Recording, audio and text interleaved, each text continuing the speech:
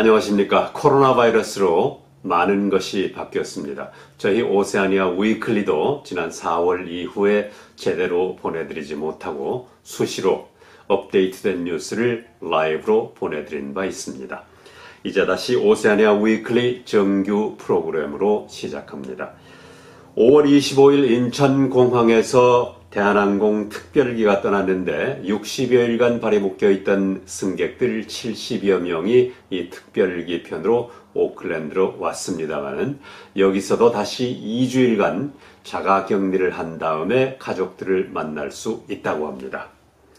6월 22일경이면 코로나 바이러스 레벨 1으로 다시 완화될 가능성이 있다는 소식이 올라왔습니다. 오늘 순서 시작합니다. 코로나 바이러스로 인해서 공기가 참 맑아졌다는 소식은 여러 번 들었습니다. 코로나 바이러스로 지난 4월 전 세계 이산화탄소 배출량이 17%나 줄어든 것으로 나타났습니다. 그러나 록다운이 풀리고 사람들의 생활이 정상화되면 이산화탄소 배출량도 다시 높아질 것으로 전문가들은 예상하고 있습니다.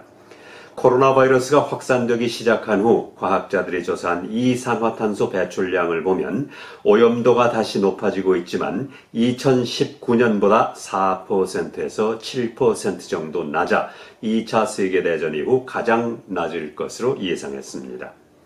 이는 만약 세계적으로 록다운이 1년 내내 엄격하게 실시될 경우 7%, 록다운이 곧 풀릴 경우 4% 정도의 이산화탄소 배출이 줄어든다는 것입니다.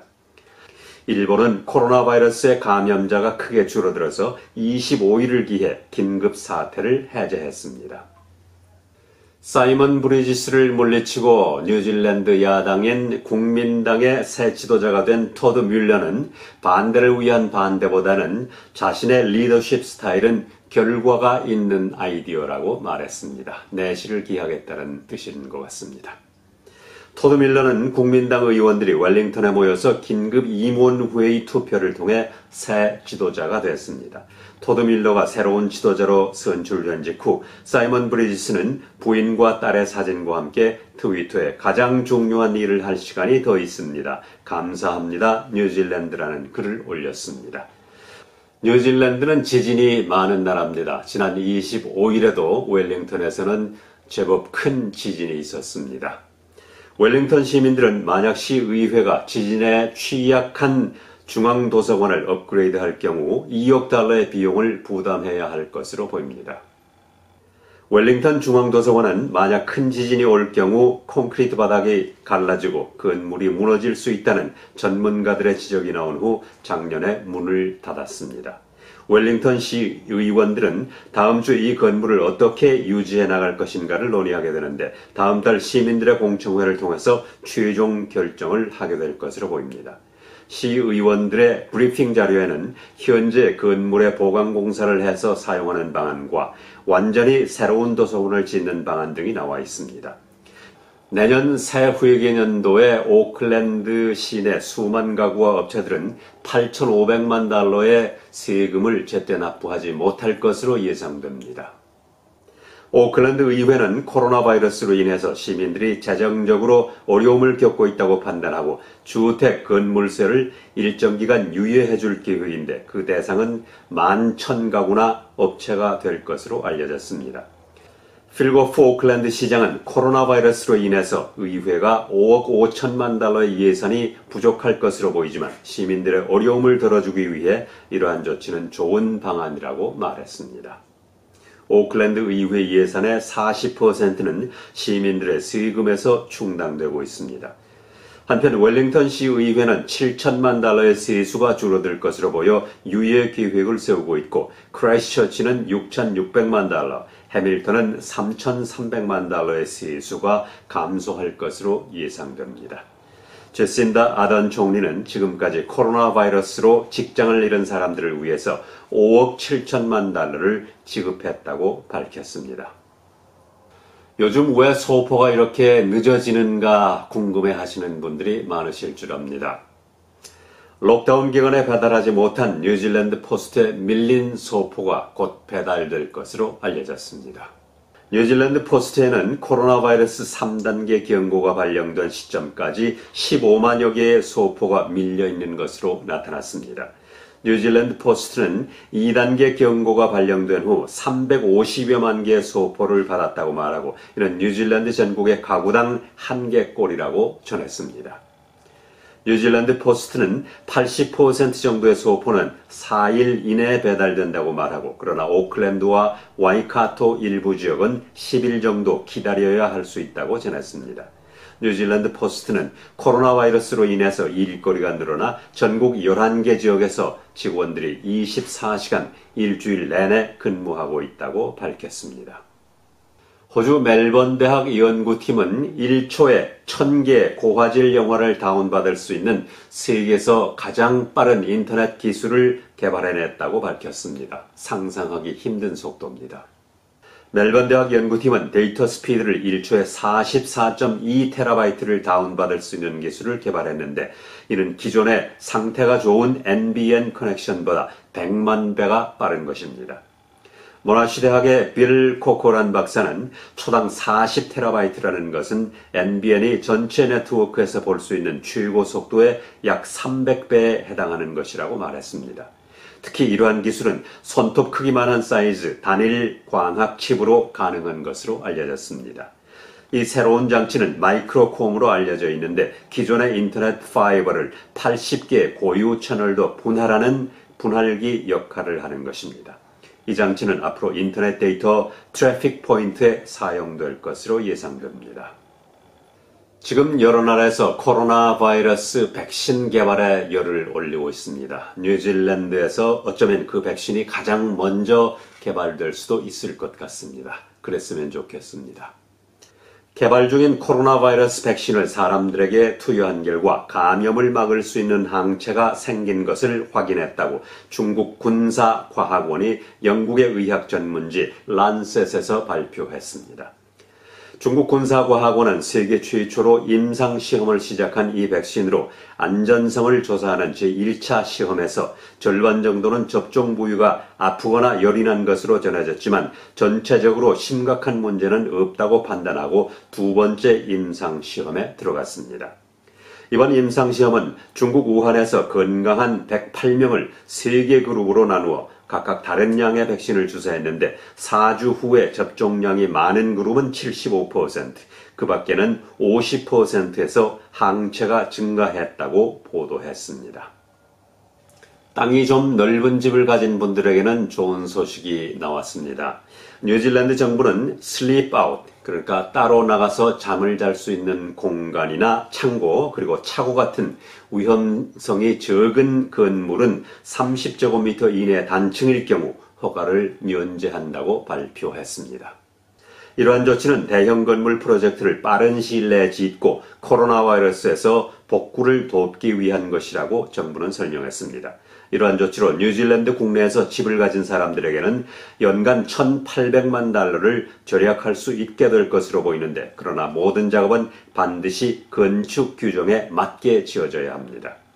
이러한 허가 면제 조치는 건축 규정을 바꾸는 오는 8월 하순부터 발효될 것으로 보이는데 이로써 연간 9,000건의 허가가 줄어들 것으로 예상됩니다. 제니 살레사 건축부 장관은 각 시의회는 위험성이 큰 빌딩에 초점을 맞추어 시공할 수 있고 건축업을 활성화시킬 수 있을 것이라고 말했습니다. 요즘 연일 코로나 바이러스 신규 감염자가 0명, 제로를 기록하고 있어서 이제는 완전히 규제를 풀 때가 되지 않았나 하는 그런 생각을 하시는 분들이 많이 있을 줄 압니다. 최근 실시된 서베이에서 뉴질랜드는 코로나 바이러스 2단계에서 1단계로 완화하는 데 대해 조심스럽게 낙관하고 있는 것으로 알려졌습니다. 이번 서베이에서는 1단계로 완화하는 데 대해 응답자의 61%가 자신감을 나타냈는데 이는 아직도 많은 사람들이 조심스러워하고 있다는 뜻으로 받아들여지고 있습니다. 70 내지 75% 정도는 돼야 자신있게 레벨 1으로 갈 수 있을 텐데 약간은 조심스럽습니다. 한편 제신다 아던 총리는 6월 8일에 레벨 2에 대한 점검을 한 다음 6월 22일부터는 레벨 1으로 완화할 수도 있다고 말했습니다.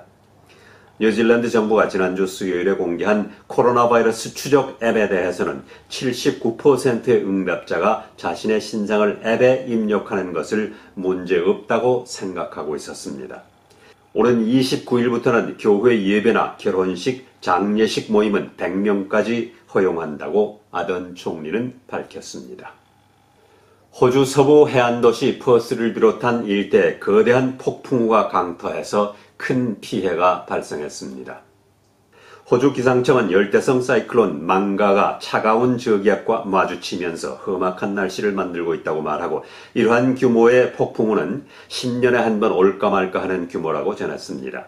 기상청은 집 주위를 잘 살펴서 단단히 대비하라고 당부했는데 호주 서부 지역 6만여 개의 비즈니스와 주택에 이미 정전이 되고 있고 1000km의 길이 부러진 나무와 비바람으로 막혀 있습니다. 특히 호주 남서부 지방은 먼지바람과 폭풍으로 몸살을 앓고 있습니다. 이어서 미국에서 린 뉴스를 보내드리겠습니다. 북한이 평양 종합병원 건설 공사가 빠르게 진척되고 있다고 밝힌 가운데 속도전에 따른 안전사고 우려가 커지고 있습니다. 전문가들은 무리한 공사와 안전기준 미흡으로 건설 노동자들의 사고율이 매우 높다며 북한 당국은 국제노동기구에 가입해 노동자 보호에 나서야 한다고 지적했습니다. 김영권 기자가 보도합니다. 북한 관영 조선중앙통신은 21일 평양 종합병원 건축이 공정 73%의 속도를 보이며 빠르게 추진되고 있다고 전했습니다. 20층짜리 한개 병동 골조 공사가 마감 단계에 이를 정도로 전례 없는 공사 실적을 이뤘다고 주장한 겁니다. 북한 관영 매체들이 거의 매일 전하는 공사 현장 사진을 보면 작업장엔 한밤중에 불을 켜고 충성의 돌격전, 치열한 철화전 등 공사를 재촉하는 선전 구호들이 뒤덮여 있습니다. 20층 높이의 대형 건물 2개로 알려진 평양종합병원은 지난 3월 착공식을 벌였는데 김정은 위원장이 당창건 75주년 기념일인 10월 10일 전에 완공하라고 지시한 뒤 공사가 밤낮 없이 진행되고 있습니다. 하지만 공사 속도를 밀어붙이면서 안전사고에 대한 우려가 커지고 있습니다. 워싱턴의 북한 전문 매체인 38롤스는 최근 평양 종합병원 관련 보고서에서 촉박한 기한이 작업장 사고와 사상자로 이어질 수 있다고 경고했습니다. 보고서 저자인 벤자민 실버스타인 미 외교정책연구소 연구원은 VOA에 북한은 정치적 우려로 시간 압박이 가해질 때마다 안전 위험이 증가한다고 지적했습니다. 실제로 지난 2014년 평양 평천구역의 아파트가 완공 직후 붕괴해 많은 사상자가 발생했고 러시아와 중동 지역에선 북한 건설 노동자 수십 명이 해마다 추락사 등 안전사고로 사망한 소식이 현지 언론을 통해 보도되어 왔습니다. North Korea has plenty of construction accidents as well, but also the construction workers were complaining because they weren't being paid. 북한 대외업체 지배인을 하다 해외에 망명한 켄 씨는 VOA에 북한 건설 현장엔 안전시설이 거의 없다고 말했습니다. 떨어지는 그 물건에 맞아 죽고 아파트에서 또 그 실수해서 떨어져 죽고 전기 사고 그다음에 뭐 도구 실수를 사용해가지고 잘리는 뭐 장애인되고 엄청 많죠. 너무나 그 속도전을 하니까 사람들이 피로가 많이 쌓이잖아요. 24시간. 그러다 나니까 돌려가지고 떨어져 죽는 사람도 많아요. 일하다가 돌다가. 평양 시내 아파트 건설에 동원됐던 한 돌격대원은 안전장비를 제대로 갖추지 않아 아파트 한 개층에 올라갈 때마다 한 명씩 죽어나갔다고 한국 시민단체에 증언하기도 했습니다. 모든 주민들이 동원되고 엄청나게 어려운 일을 하고 어린아이들까지 동원시키지 않습니까? 일터가 아닌 전쟁터와 같은 분위기죠. 그래서 안전기준도 지키지 않고 모든 주민들이 정권을 위해서 희생을 해야 합니다. 스칼라트 총장 등 전문가들은 북한이 국제노동기구 ILO에 가입해 산업안전보건 기준을 지키면서 노동자들의 작업 환경과 복지를 개선해야 한다고 강조했습니다. DN뉴스 김영권입니다. 오세아니아 위클리 이번 주 순서를 마칩니다. 이 프로그램은 유튜브 해피월드 TV에서 다시 보실 수 있습니다. 감사합니다.